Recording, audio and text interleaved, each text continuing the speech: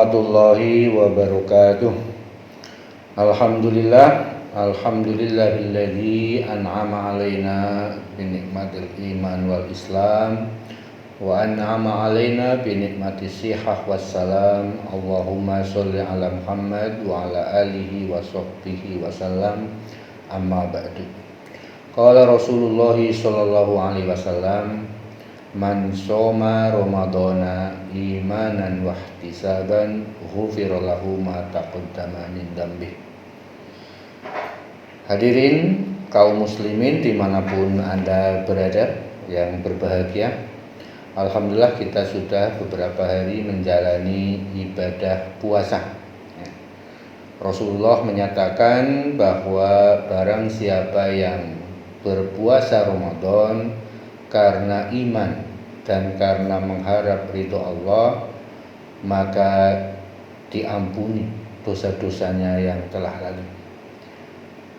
Puasa Ramadan sebagaimana halnya dengan ibadah-ibadah yang lain itu tentunya memiliki ukuran sah dan tidak sah. Kalau dalam sholat misalkan pada saat orang itu sedang sholat kemudian kentut, maka dikatakan bahwa sholatnya itu batal. Atau pada saat orang itu melakukan tayamum tapi tiba-tiba menemukan air, maka dikatakan tayamumnya itu batal. Nah, termasuk juga dalam ibadah puasa. Ternyata ibadah puasa juga ada beberapa yang bisa membatalkannya. Artinya puasa itu menjadi tidak sah. Nah, apa saja yang bisa membatalkan sahnya ibadah puasa Ramadan ini? Yang pertama adalah makan minum dengan sengaja. Kalau makan minum dengan sengaja membatalkan puasa, bagaimana kalau makan atau minum tidak sengaja? Ya, tentunya kalau makan dan minum yang tidak disengaja, Nabi mengatakan bahwa itu tidak membatalkan puasa karena Allah lah yang memberinya makan dan yang memberinya minum. Tapi yang dimaksud di sini adalah yang membatalkan puasa itu adalah makan dan minum yang disengaja. Makan di sini berarti bukan dalam pengertian kita makan nasi satu piring, tapi apapun itu yang bersifat sesuatu yang kita makan. Bisa dalam bentuk kita makan snack, bisa dalam mencicipi makanan, atau bisa seperti makan siang. Termasuk juga minum di sini juga, walaupun hanya beberapa tetes, itu juga bisa membatalkan puasa.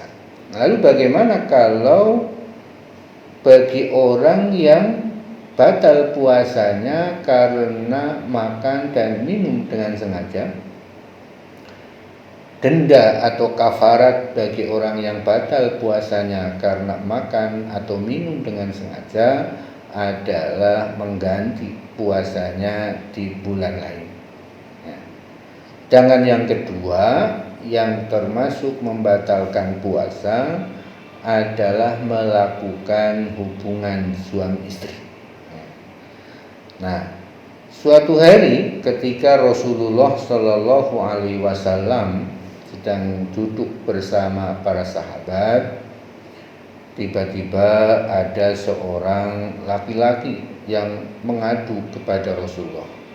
Halaktu ya Rasulullah, celaka saya wahai Rasulullah. Apa yang menimpamu? Kata Rasulullah sallallahu alaihi wasallam. Waqa'tu 'ala imra'ati fi Ramadan wa ana shaim. Saya terjatuh di atas istri saya di bulan Ramadan padahal saya sedang berpuasa. Kemudian Rasulullah itu bertanya, apakah kamu memiliki budak yang bisa kamu memerdekakannya? Dia mengatakan, saya tidak punya. apakah kamu bisa puasa 2 bulan berturut-turut? Ternyata orang itu juga menjawab, oh saya tidak bisa. Apakah kamu mampukah kamu memberi makan 60 orang miskin? Dia mengatakan, saya juga tidak mampu karena saya miskin. Akhirnya suasana hening, dan ketika dalam suasana seperti itu tiba-tiba ada orang yang membawa satu wadah kurma. Kemudian Rasulullah bertanya, siapakah tadi yang bertanya? Saya, wahai Rasulullah, kata orang itu. Nah, ini ada satu wadah kurma, bagikanlah kepada tetangga-tetanggamu yang miskin. Wahai Rasulullah, di lingkungan saya tidak ada orang yang lebih miskin daripada saya.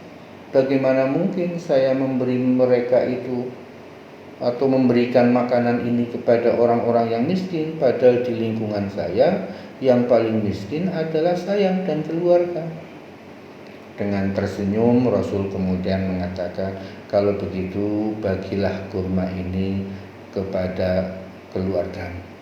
Nah, kaum muslimin yang berbahagia, dari sini dapat diambil kesimpulan bahwa yang membatalkan puasa selain makan dan minum adalah melakukan hubungan suami istri di saat sedang berpuasa.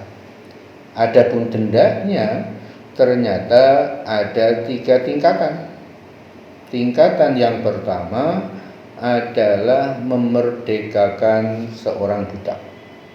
Nah, tingkatan yang kedua, kalau ternyata tidak menemukan budak atau tidak mampu membeli budak yang kemudian dia merdekakan, maka alternatif yang kedua adalah puasa 2 bulan berturut-turut. Syahraini mutatabi'aini. Tentunya ini adalah sebuah kafarat yang cukup berat, karena puasa Ramadan saja hanya 1 bulan, tapi pelanggaran karena melakukan hubungan suami istri, kafaratnya adalah puasa 2 bulan berturut-turut.